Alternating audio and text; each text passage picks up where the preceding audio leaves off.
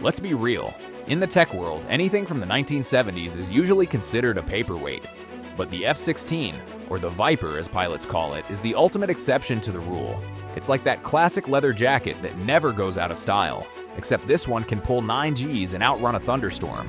While newer, stealthier jets get all the headlines, the F-16 refuses to retire because the original design was basically a stroke of engineering genius.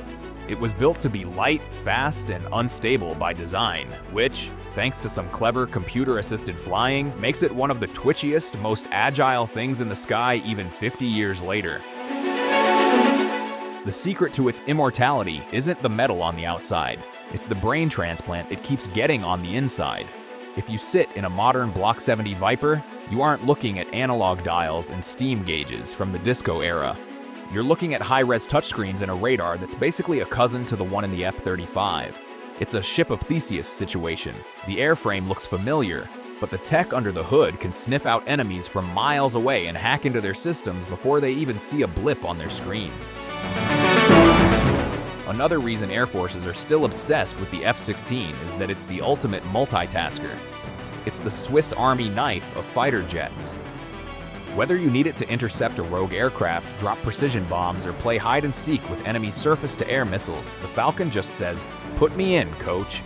Plus, because there are thousands of them around the world, getting spare parts is as easy as finding a Starbucks.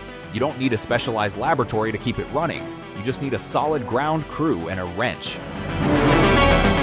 From a bang-for-your-buck perspective, the F-16 is a total no-brainer. Modern stealth jets are incredibly cool, but they are also eye-wateringly expensive to fly.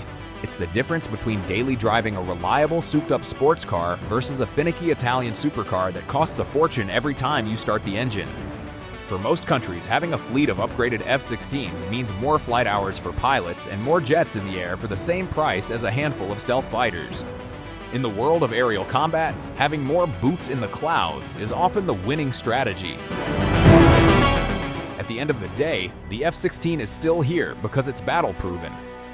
It has a resume with over 400 air-to-air kills and a track record that newer jets can only dream of. It's the perfect bridge between the old-school dogfighting era and the new digital age of warfare. It proves that if you get the fundamentals right, power, agility, and visibility, you don't need to be the newest kid on the block to be the one everyone is afraid of.